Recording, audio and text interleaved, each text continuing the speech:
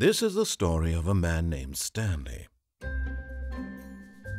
Stanley worked for a company in a big building where he was employee number 427.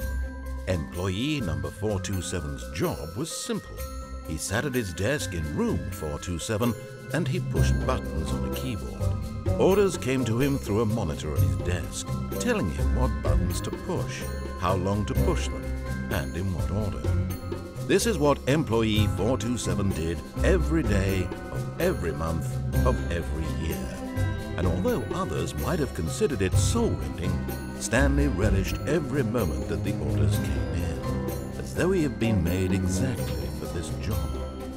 And Stanley was happy. And then one day, something very peculiar happened. Something that would forever change Stanley. Something he would never quite forget. He had been at his desk for nearly an hour when he realized that not one single order had arrived on the monitor for him to follow. No one had showed up to give him instructions, call a meeting, or even say hi. Never in all his years at the company had this happened, this complete isolation. Something was very clearly wrong. Shocked, frozen solid, Stanley found himself unable to move for the longest time. But as he came to his wits and regained his senses, he got up from his desk and stepped out of his office.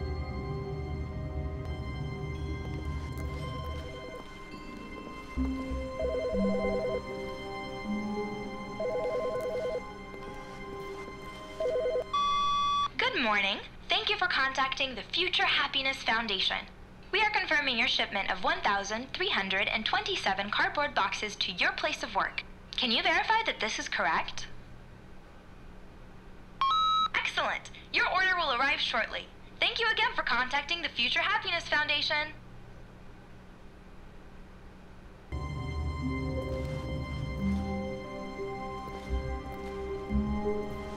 All of his co-workers were gone. What could it mean? Stanley decided to go to the meeting room. Perhaps he had simply missed a memo.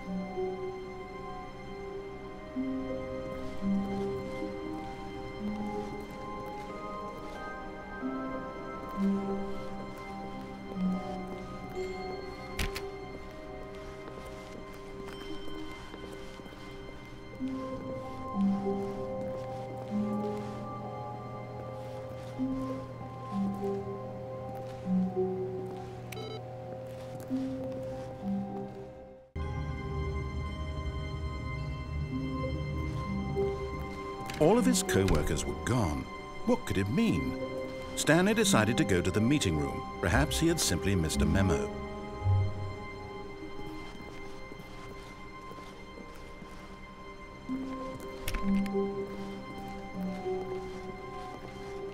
Stanley went around touching every little thing in the office, but it didn't make a single difference, nor did it advance the story in any way.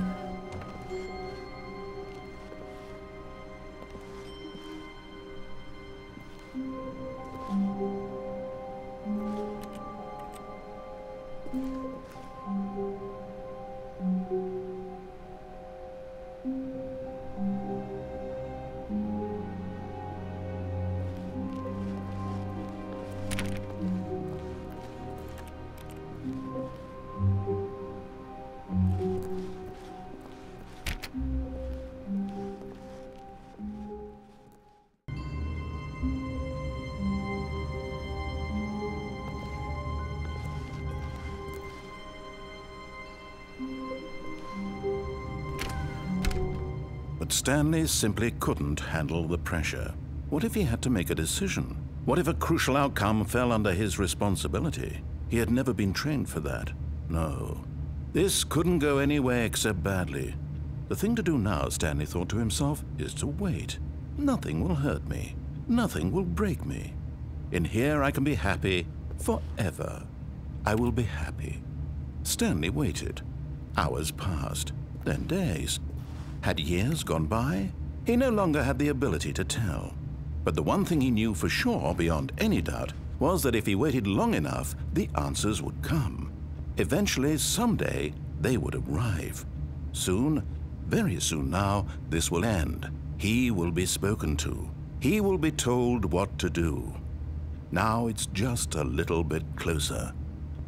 Now it's even closer. Here it comes.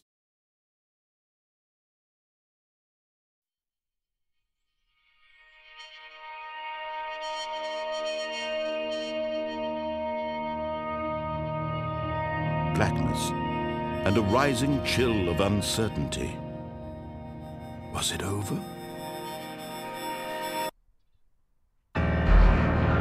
Yes! He had won! He had defeated the machine, unshackled himself from someone else's command. Freedom was mere moments away. And yet, even as the immense door slowly opened, Stanley reflected on how many puzzles still lay unsolved. Where had his co-workers gone? How had he been freed from the machine's grasp? What other mysteries did this strange building hold? But as sunlight streamed into the chamber, he realized none of this mattered to him, for it was not knowledge or even power that he had been seeking, but happiness. Perhaps his goal had not been to understand, but to let go.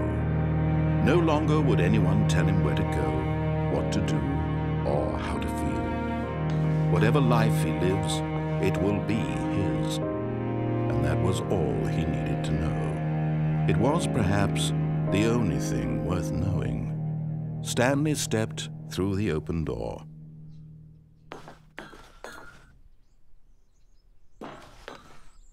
Stanley felt the cool breeze upon his skin. The feeling of liberation, the immense possibility of the new path before him.